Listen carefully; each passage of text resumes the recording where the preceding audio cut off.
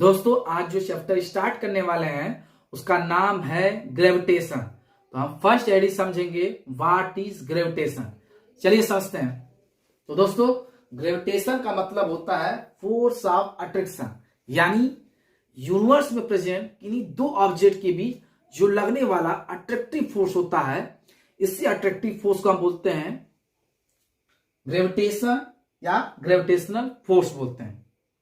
For example, इस time आप और आपके मोबाइल के बीच जो अट्रैक्टिव फोर्स वर्क कर रहा है, इस अट्रैक्टिव फोर्स को हम बोलेंगे ग्रेविटेशनल फोर्स। इतना ही नहीं, आप अगर इस रूम में हैं इस टाइम, तो रूम में जितने भी ऑब्जेक्ट हैं, तो ऑब्जेक्ट और आपके बीच फोर्स एक्सर्ट हो रहा है, यानी फोर्स वर्क कर रहा है, अट्रैक्टिव फोर्स। तो इस अट्रैक्टिव फोर्स को हम बोलेंगे ग्रेविटेशनल फोर्स। क्लियर है? इसको और अच्छे से समझने के लिए, फील करने के लिए हमने क्या किया, कुछ बोर्ड पर कुछ डायग्राम ड्रा किया गया है रियल लाइफ से लेकर के। तो इसको हम वन बाय वन करके समझेंगे। चलिए समझते हैं। तो पहला डायग्राम में दिख रहा है कि अर्थ है, ये बाल है। ये क्या कहना चाहता है समझते हैं। तो जब बाल को अर्थ के सरफेस से प्रोजेक्ट करते हैं अपवर्ड डायरेक्शन में, मतलब ऊपर की तरफ, तो बाल क्या करता है, एक सर्टेन हाइट कवर करने के बाद बाल हमेशा डाउनवर्ड डायरेक्शन मतलब नीचे की तरफ फॉल करता है। ऐसा क्यों होता है? ऊपर क्यों नहीं जाता? क्योंकि अर्थ और बाल के बीच क्या वर्क करता है, ग्रेविटेशनल फोर्स। इसलिए बाल हमेशा नीचे की तरफ फॉल करता है। ठीक है, चलिए सेकेंड एग्जांपल क्या है। ये दिख रहा है कि बॉय है और ये अर्थ है, और बॉय क्या है, अर्थ से चिपका हुआ है, मतलब स्टैंड है। यानी ये कहना चाहता है कि जैसे हम यहाँ पर पढ़ा रहे हैं, तो हम क्या अर्थ के सरफेस पर है, तो अर्थ के सरफेस पे खड़े हैं। क्यों खड़े हैं? क्योंकि अर्थ और हमारे बीच क्या लगता है, ग्रेविटेशनल फोर्स लग रहा है। इसलिए हम क्या है, अर्थ के सरफेस पर स्टैंड है, नहीं खड़े हैं। चलिए थर्ड एग्जांपल, ये देखिए प्लैनेट्स शो किया गया है। तो प्लैनेट्स और ये सन, तो जितने भी प्लैनेट्स होते हैं सन के अराउंड रिवॉल्व करते हैं। क्यों रिवॉल्व करते हैं? कि सन और प्लैनेट के बीच ग्रेविटेशनल फोर्स वर्क करता है, और यही ग्रेविटेशनल फोर्स क्या करता है, प्लैनेट्स को सेंट्रीपिटल फोर्स प्रोवाइड करता है। और सेंट्रीपिटल फोर्स अगर किसी बॉडी पर लग रहा है तो वो सर्कुलर पाथ पर मोशन करेगा। इसलिए क्या, जितने भी प्लैनेट्स होते हैं रिवॉल्व करते हैं अराउंड द सन।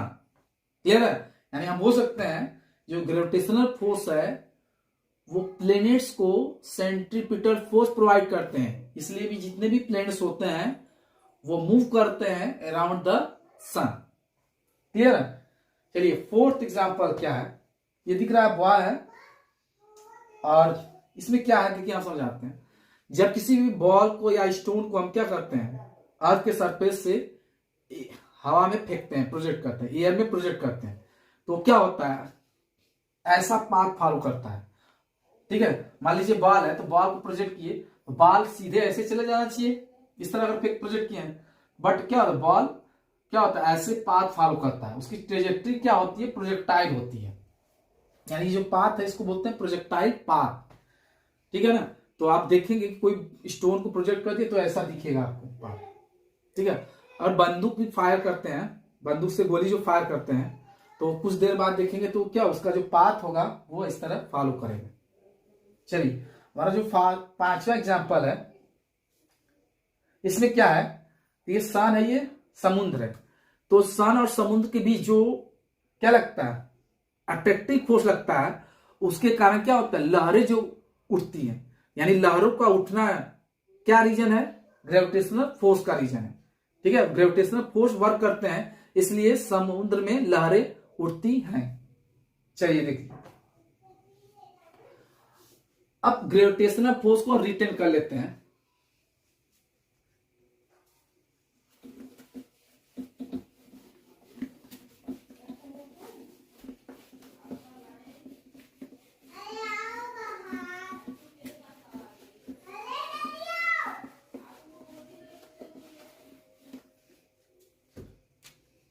चलिए तो gravitational force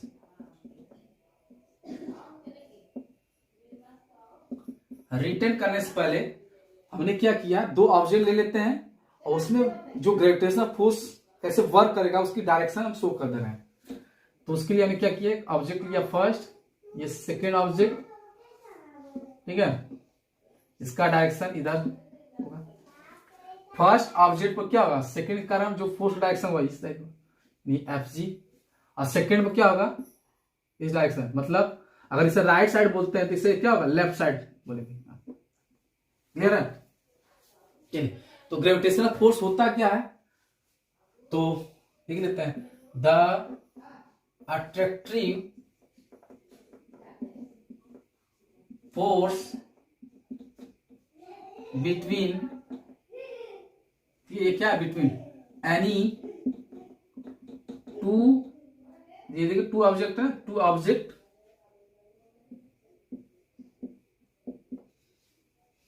in the universe, in the universe is known as gravitational force। Clear है? चलिए, अब ग्रेविटी फोर्स क्या होता है ये भी समझ लेते हैं इसके साथ। ग्रेविटी फोर्स या ग्रेविटी,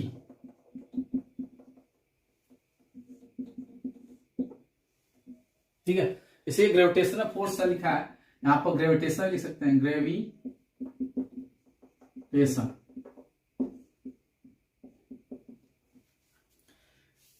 तो ये ग्रेविटी फोर्स क्या होता है, तो इसमें एक कंडीशन है, ये ग्रेविटेशनल फोर्स ही है, बट क्या होता है इसमें कंडीशन क्या है कि एक ऑब्जेक्ट क्या होगा, अर्थ होगा, और दूसरा का ऑब्जेक्ट कुछ भी हो सकता है।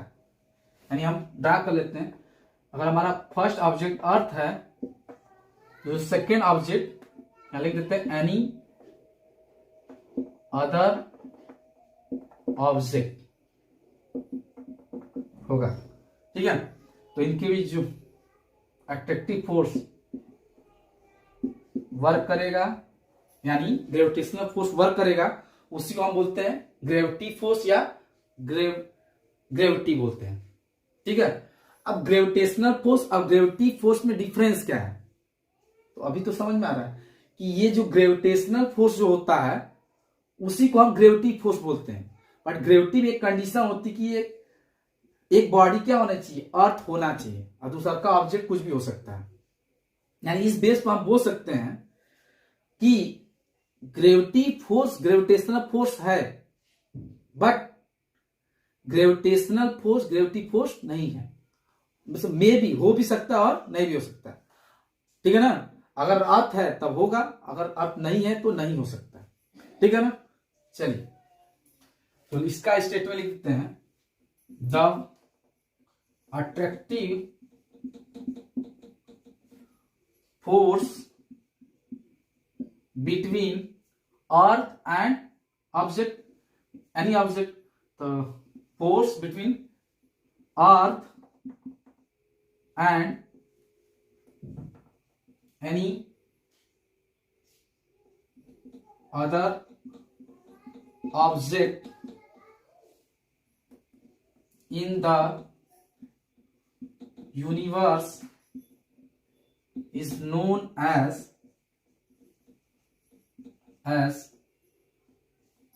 gravity। क्लियर है? इसका डिफरेंस कई बार लोग पूछते हैं कि ग्रेविटेशन और ग्रेविटी डिफरेंस क्या है, तो ये बता दीजिएगा, ठीक है।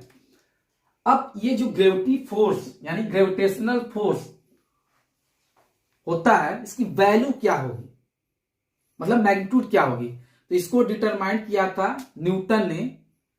तो इसको इसका स्टेटमेंट हम बोलते हैं यूनिवर्सल लॉ ऑफ ग्रेविटेशन। चलिए उसको समझते हैं। तो यूनिवर्सल लॉ ऑफ ग्रेविटेशन में आप कितना उसका फोर्स का वैल्यू होगा उसको फाइंड आउट किया था न्यूटन ने। चलिए समझते हैं।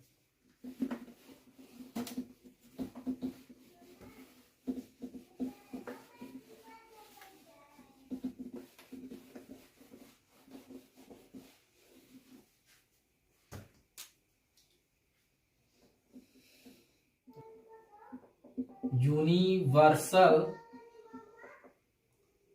Law of gravitation.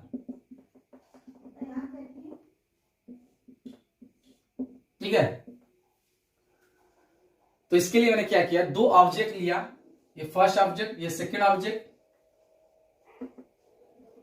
ठीक है, इनके बीच का जो सेपरेशन रखा वो आर है। एक चीज नोटिस करना है कि जो डिस्टेंस लेते हैं वो लाइन ऑफ इम्पैक्ट के नाम लेते हैं। ये लाइन ऑफ इम्पैक्ट क्या है ये समझते हैं। अगर कोई ऑब्जेक्ट है, मान लीजिए दो ऑब्जेक्ट है, तो जो डिस्टेंस लिया जाता है ऑब्जेक्ट के बीच वो हमेशा सेंटर टू सेंटर लेते हैं, और जब सेंटर टू सेंटर लेते हैं तो उसको बोलते हैं लाइन ऑफ इम्पैक्ट। क्लियर है, लाइन ऑफ इम्पैक्ट बोलते हैं। यानी लाइन ऑफ इम्पैक्ट होता क्या है, the distance between centre to centre यानी टू ऑब्जेक्ट। क्लियर, लिख दे रहे हैं, distance between centre to centre any two object. Clear है, चलिए, तो कभी भी आपको लेना हो अगर दो ऑब्जेक्ट के बीच का डिस्टेंस, तो हमेशा वो क्या लेते हैं, सेंटर टू सेंटर लेते हैं। अब किसी माइंड में आ गया कि इससे सरफेस यहां ले सकते हैं, तो ये रॉन्ग होगा, ध्यान रखिएगा। चलिए, ऑब्जेक्ट पहले का मास है m1, सेकेंड ऑब्जेक्ट का मास क्या है, m2 है। तो इनके भी जो लगने वाला फोर्स होगा यानी Fg, ये अट्रैक्टिव फोर्स होता है। तो जो अट्रैक्टिव फोर्स होगा उसका जो वैल्यू होगा वो डायरेक्टली प्रोपोर्शनल होगा product of mass of body. ये किसने बताया था, न्यूटन ने बोला यदि आप दो ऑब्जेक्ट के बीच लगने वाला अट्रैक्टिव फोर्स फाइंड आउट करना चाहते हैं तो जो फोर्स होगा वो डायरेक्टली प्रोपोर्शनल होगा product of mass of body and inversely proportional to the square between distance between object यानी आर स्क्वायर। क्लियर है, तो अगर इस इक्वेशन फर्स्ट मान लेते हैं और इसे इक्वेशन सेकंड मान लेते हैं तो दोनों को जब इक्वेट करते हैं, यहां लिख सकते हैं फ्रॉम इक्वेशन 1 एंड इक्वेशन 2 से, तो क्या हो जाएगा, Fg square directly equals to m1 m2 by R square हो जाएगा। और हम जानते हैं प्रोपोर्शनल हटाते हैं यानी रिमूव करेंगे तो ये कांस्टेंट आएगा। ठीक है, ये m1 m2 by R square, और इस कांस्टेंट को हम बोलते हैं यूनिवर्सल ग्रेविटेशनल कांस्टेंट यानी कैपिटल जी से डिनोट करते हैं, m1 m2 by R square. इसको बोलते हैं यूनिवर्सल ग्रेविटेशनल कांस्टेंट। ठीक है, ठीक है, तो यूनिवर्सल लॉ ऑफ ग्रेविटेशन में स्टेटमेंट अगर पूछा जाए what is universal law of gravitation, ठीक है, तो उसमें बोलते हैं the force between any two object is directly proportional to the product of mass of body and inversely proportional to the square between them, या टू बॉडीज बोलते हैं। Clear है, चलिए,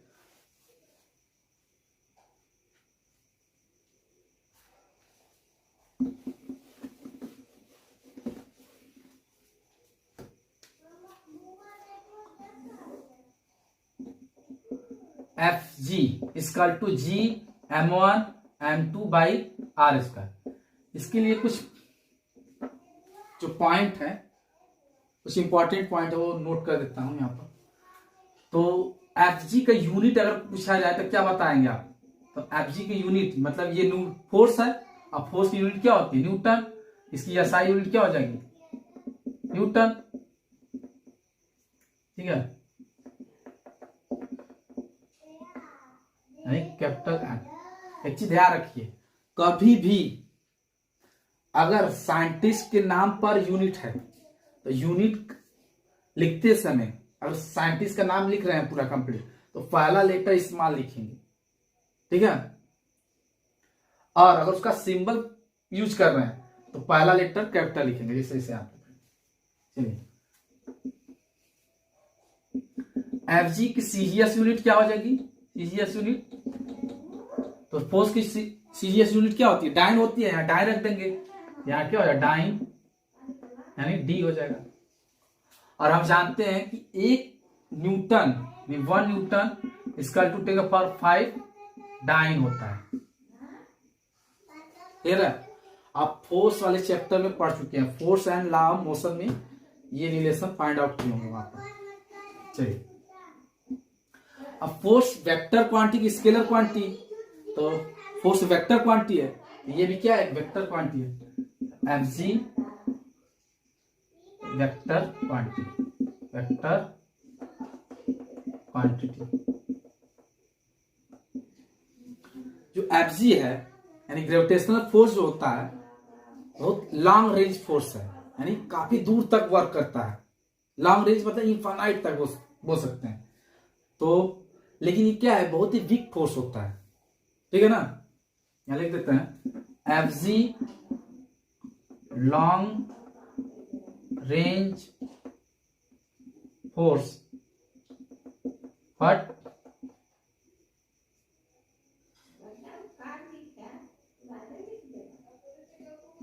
ऐसे लॉन्ग रेंज बट वीक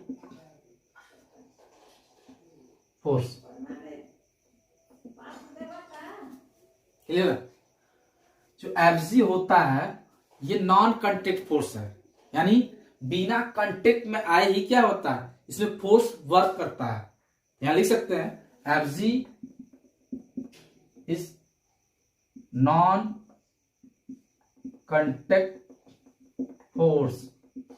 अब force two types के होते हैं, कांटेक्ट फोर्स होता है और एक क्या होता है नॉन कांटेक्ट फोर्स। तो ये क्या है, non contact force. Contact force में क्या क्या आते हैं, जैसे फ्रिक्शन आता है, टेंशन आता है, स्प्रिंग फोर्स आते हैं, ऐसे ऐसे होते हैं। बट नॉन कांटेक्ट फोर्स में क्या आता है, ग्रेविटेशनल फोर्स, बिना कांटेक्ट में आता है। इलेक्ट्रोस्टैटिक फोर्स, चार्ज के बीच जो लगने वाला फोर्स होता है वो क्या होता है, नॉन कांटेक्ट फोर्स। और क्या होता है, मैग्नेटिक फोर्स, दो मैग्नेट के पोल के बीच जो फोर्स लगता है तो क्या होता है, नॉन कांटेक्ट फोर्स होते हैं। चलिए, एफजी है जो है ऑलवेज अट्रैक्टिव नेचर को होता है, कभी भी रिपल्सन नहीं होता इसमें। यानी ग्रेविटेशनल फोर्स बोल रहे हैं तो उसमें रिपल्सन कभी भी नहीं हो सकता। यहां लिख सकते हैं always attractive in nature, clear है।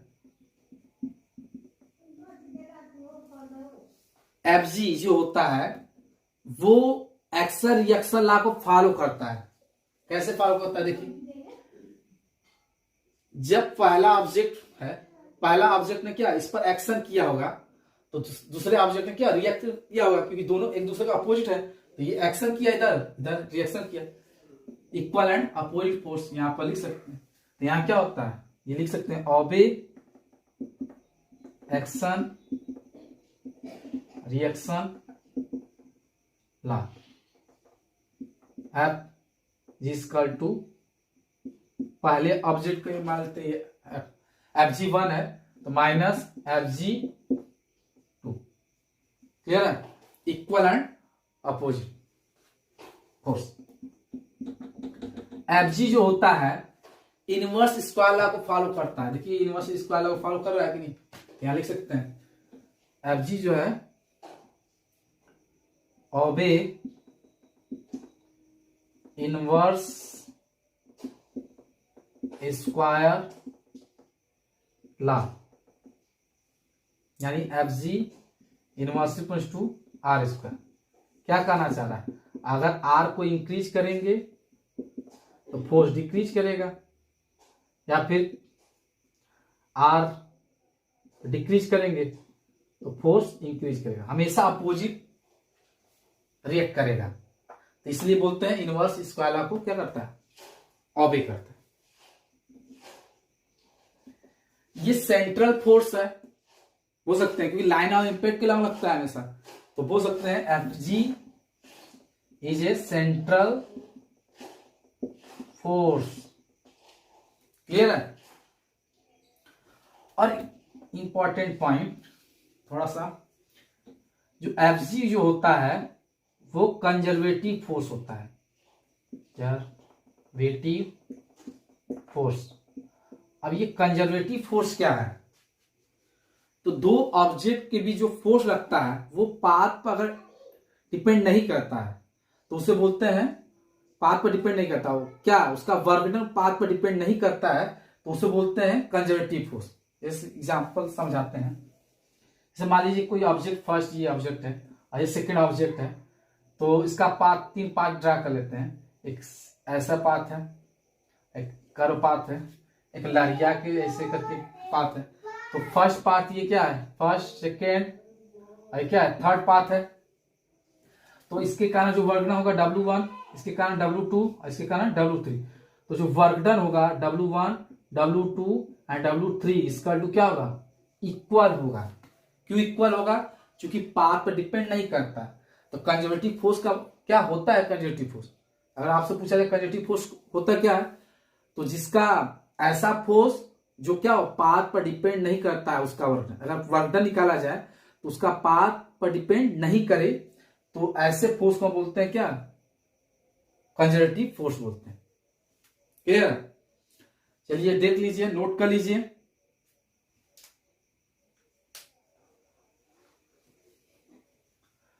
आज के लिए बस इतना ही, मिलते हैं नेक्स्ट क्लास में। Have a nice day.